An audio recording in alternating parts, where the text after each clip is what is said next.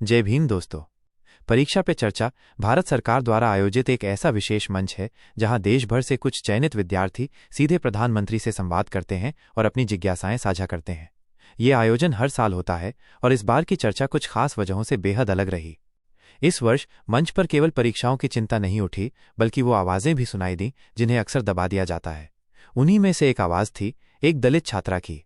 न कोई बड़ा नाम, न किसी महानगर से ताल्लुक, न किसी प्रतिष्ठित स्कूल की पहचान, मगर उसके शब्दों में वो तीव्रता थी जिसने हर किसी को सुनने पर मजबूर कर दिया। उसने प्रधानमंत्री से 5 ऐसे सवाल पूछे जिसने न केवल उस कार्यक्रम को बल्कि पूरे देश को सोचने पर मजबूर कर दिया। आज हम उस पल की बात करने जा रहे हैं जब एक मंच ने न सिर्फ सवाल सुने बल्कि एक देश की आत्मा को झकझोर दिया। ये कहानी उस मंच की है जो हर साल परीक्षा पे चर्चा के नाम से जाना जाता है। ये वो मंच है जहां देश भर के बच्चे अपने सपनों, अपनी आशाओं और अपने डर को लेकर आते हैं। लेकिन इस बार 2025 में नई दिल्ली की सुंदर नर्सरी में ये मंच सिर्फ सवाल जवाब का अड्डा नहीं रहा। ये एक ऐसी आग का गवाह बना जो एक छोटी सी दलित बच्ची की आंखों में जल रही थी। उसकी आवाज में कामपन था, लेकिन उसके शब्दों में वो ताकत थी जो सदियों की चुप्पी को तोड़ सकती थी। उसने 5 सवाल पूछे, 5 ऐसे सवाल जो किताबों की पंक्तियों से नहीं बल्कि जिंदगी की गलियों से निकले थे। वो सवाल नहीं थे, वो उन लाखों बच्चों की पुकार थी जो हर दिन समाज की चुपती नजरों से जूझते हैं। आइए उस बच्ची के सवालों को फिर से सुनें और उन जवाबों को महसूस करें जो न सिर्फ मंच से बल्कि हमारे समाज की गहराइयों से उठने चाहिए। वो बच्ची मंच पर खड़ी थी। उसके कपड़े सादे थे, उसके शब्दों में कोई बनावटी चमक नहीं थी, लेकिन उसकी आंखों में एक ऐसा सच था जो किसी को भी झकझोर सकता था। उसने पहला सवाल पूछा और मंच पर सन्नाटा छा गया। सर, जब मैं पढ़ाई में अच्छा करती हूं तो लोग कहते हैं आरक्षण से हुआ है, और जब असफल होती हूं तो कहते हैं जाति से क्या पड़ेगी। तो बताइए सर, क्या मैं कभी सिर्फ अपनी मेहनत से पहचानी जाऊंगी? यह सवाल सिर्फ उस बच्ची का नहीं था, यह हर उस बच्चे का सवाल था जो अपनी मेहनत से ऊपर उठना चाहता है, लेकिन समाज की दी हुई पहचान की बेड़ियों में जकड़ा हुआ है।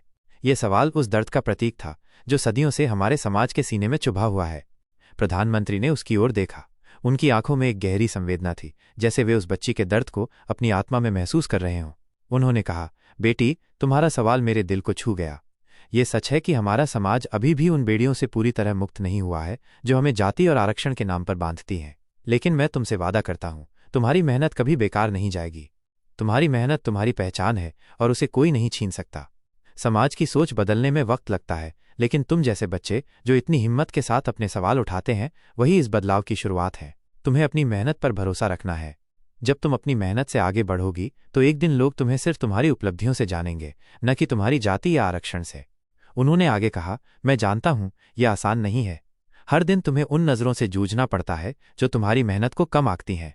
लेकिन याद रखो, तुम्हारी मेहनत एक बीज है जो एक दिन इतना बड़ा पेड़ बनेगा कि उसकी छाया में सारी दुनिया आएगी।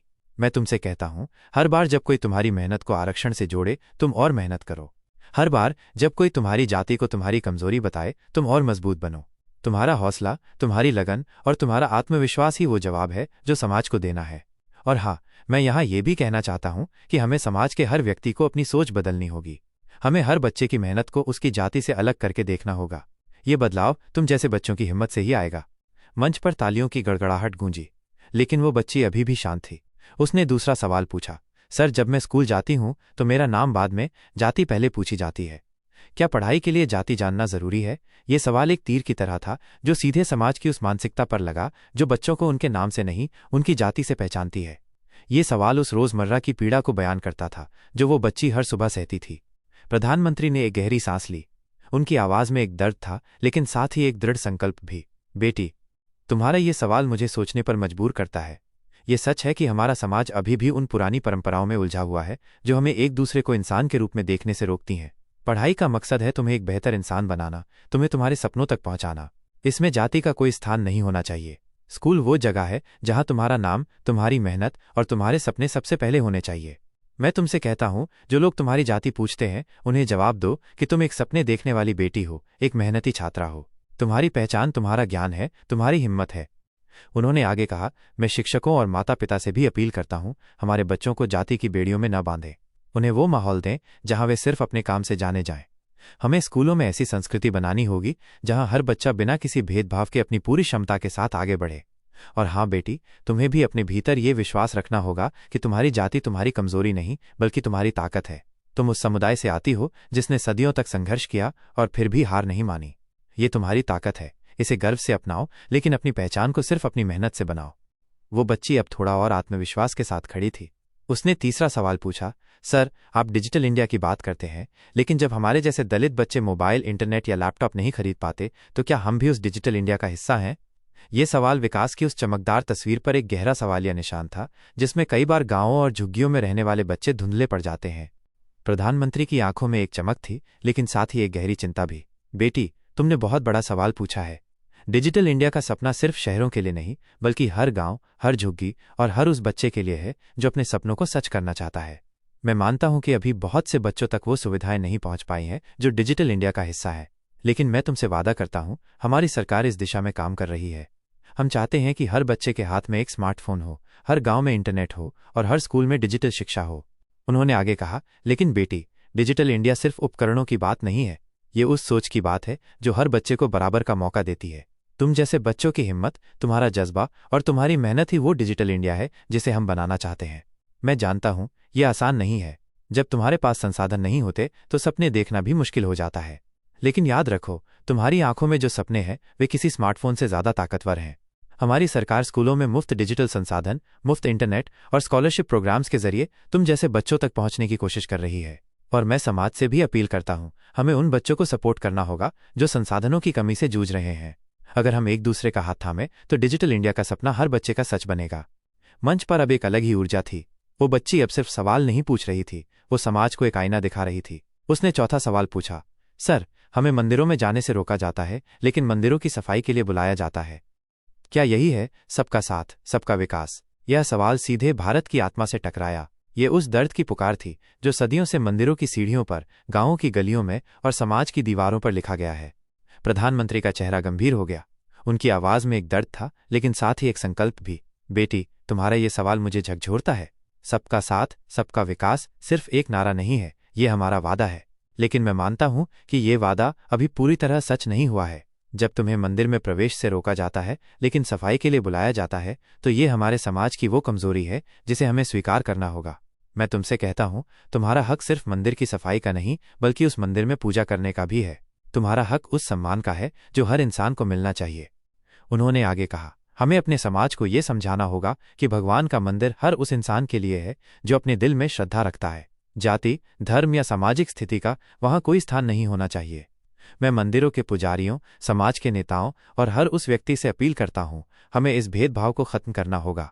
और बेटी, तुम्हें भी ये विश्वास रखना होगा कि तुम्हारा स्थान उस मंदिर के सबसे पवित्र हिस्से में है, क्योंकि तुम्हारा दिल साफ है, तुम्हारी मेहनत सच्ची है। सबका साथ, सबका विकास का मतलब है कि हर बच्चा, हर इंसान बिना किसी भेदभाव के अपने सपनों को जी सके। और हम इस दिशा में काम कर रहे हैं, कानून बनाकर, जागरूकता फैलाकर और समाज की सोच बदलकर। अब वो बच्ची मंच पर अकेली नहीं थी। उसकी आवाज में लाखों बच्चों की पुकार शामिल हो चुकी थी।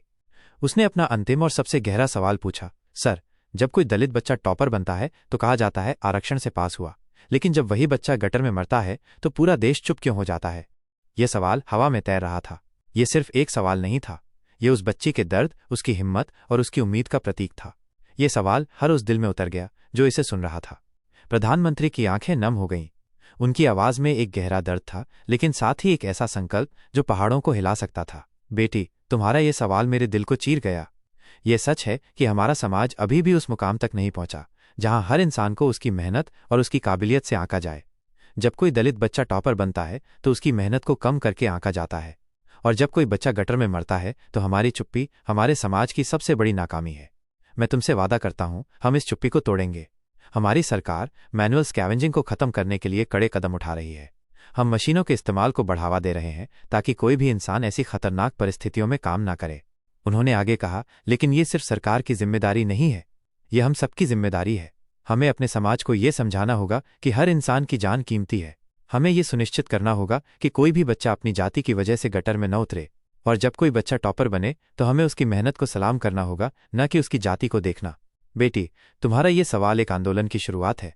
तुमने आज न सिर्फ मुझसे बल्कि पूरे देश से ये सवाल पूछा है, और मैं तुमसे वादा करता हूं, हम इस सवाल का जवाब ढूंढेंगे, और वो जवाब समाज की सोच में, हमारे कदमों में और हमारे बच्चों के भविष्य में दिखेगा।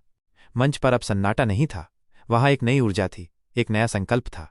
वह बच्ची मंच से उतरी नहीं, वह मंच बन गई। उसके सवाल सिर्फ सवाल नहीं थे, वे उन लाखों बच्चों की आवाज थे जो हर दिन समाज की दी हुई पहचान से जूझते हैं। वे सवाल एक आंदोलन बन चुके थे। दोस्तों, यह कहानी सिर्फ उस बच्ची की नहीं है, यह कहानी हर उस बच्चे की है जो अपनी मेहनत से अपनी पहचान बनाना चाहता है।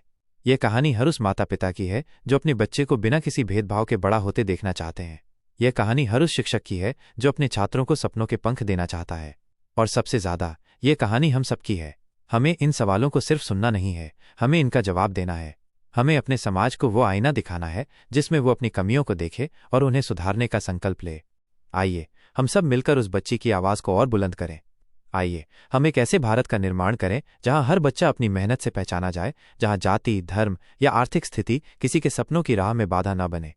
ये वक्त सिर्फ तालियां बजाने का नहीं है, ये वक्त बदलाव लाने का है। उस बच्ची के सवालों को अपने दिल में बसा लीजिए और उन्हें जवाब देने का वादा कीजिए, क्योंकि जब सवाल सच्चे होते हैं तो जवाब सिर्फ मंच से नहीं, समाज से आते हैं। अगर ये वीडियो आपको सोचने पर मजबूर करे तो अपने विचार कमेंट में जरूर साझा करें। आप सबका साथ और संवाद ही हमें बेहतर समाज की ओर ले जा सकता है। वीडियो को अंत तक देखने के लिए धन्यवाद।